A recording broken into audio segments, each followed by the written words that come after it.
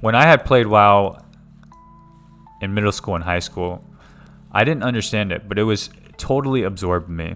And part of me playing WoW now as an adult is playing it objectively in the sense that I can see why this game is so appealing, right? And if I need to take breaks from this game, I can. That's the advantage I have now. Like when I was in high school, my obsession with WoW got so bad to a point where, and my girlfriend's gonna think I'm super obsessed now, but back then, I would have to wake up at 7 a.m. to go to school. My parents had to hide the router from me as a kid so that I wouldn't sneak out of bed and play at night in different cupboards and in the kitchen, in his closet. And I had a way of sniffing it out. I had a way of finding, sneaking out of bed. As a kid, you don't realize your parents are like a lot of responsibilities. They want to just sleep. They don't want to worry about some freaking goblin creeping out of bed, hungry to play video games, right? It got to a point where he would actually put the DSL box under his pillow while he slept. You're basically sleeping with the fear of your kid just being insane, pretty much. Now I'm playing Mission Impossible, but I find out he's now sleeping on top of this DSL box, right? I'm waiting till he falls asleep, waiting for a snore. Okay, he has to be sleeping by now. Sneaking down there, creeping the door open, creeping it as slowly as possible, and literally like Smeagol in the deepest, darkest cave of, Terra Mountain, crawling, basically. Crawling to the side. He always slept on the left side. Your biggest fear in that situation, right, is him. This is the trauma that you'll never be able to live down, is him waking up and him making direct eye contact with you with your hand in the cookie jar. Like, this is not even a cookie jar, guys. This is the worst jar that you ever want to be caught stealing from. Just darkness. It's just abyss, right? A hand in the void.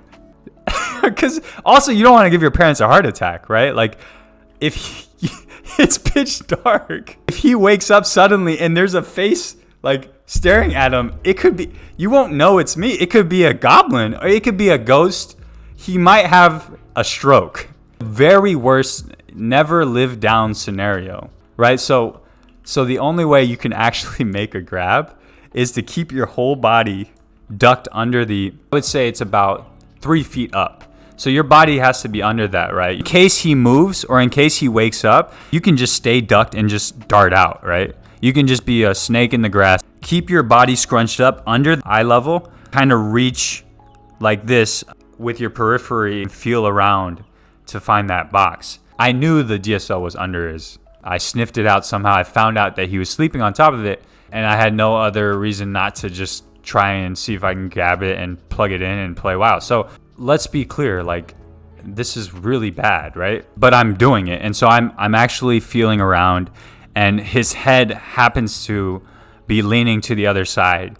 And I'm actually able to grab the DSL box while he's sleeping, pull it from out under the bottom of his head, and I now possess the DSL box that is like the gateway to WoW, right? Okay, it's all about the exit plan. So I'm caressing this box so close to the finish line at this point. So I diligently crawl back. I never, like I said, you can never lift your head. I make it out.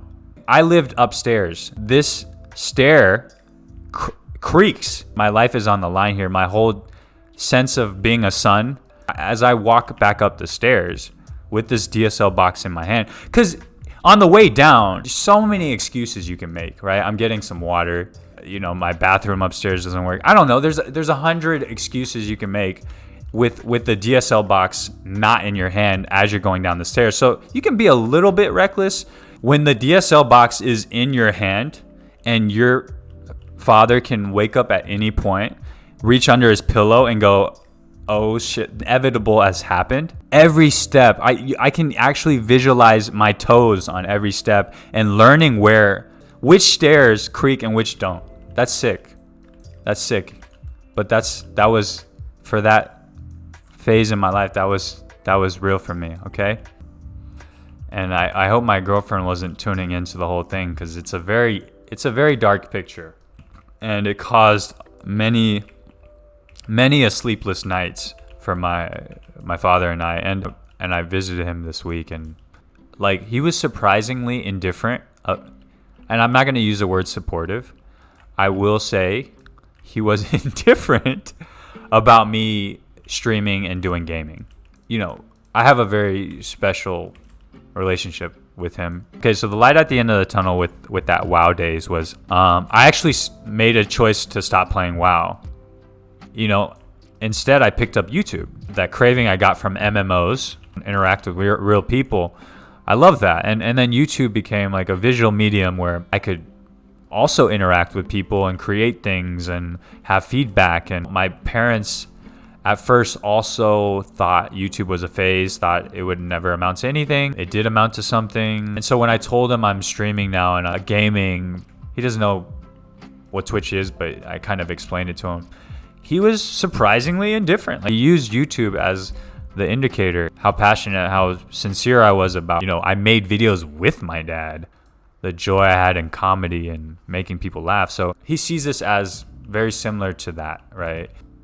I can happily say after my trip back visiting my dad that he supports my endeavors to do Twitch, which is very big for me. It's not what I expected, right? So I just want to give a shout out to my subs this month. I know TuneLink was my first, and anyone who has supported this stream, you guys are also a big part of why I do this and how I'm able to sustain this. So thank you very much for your support, guys.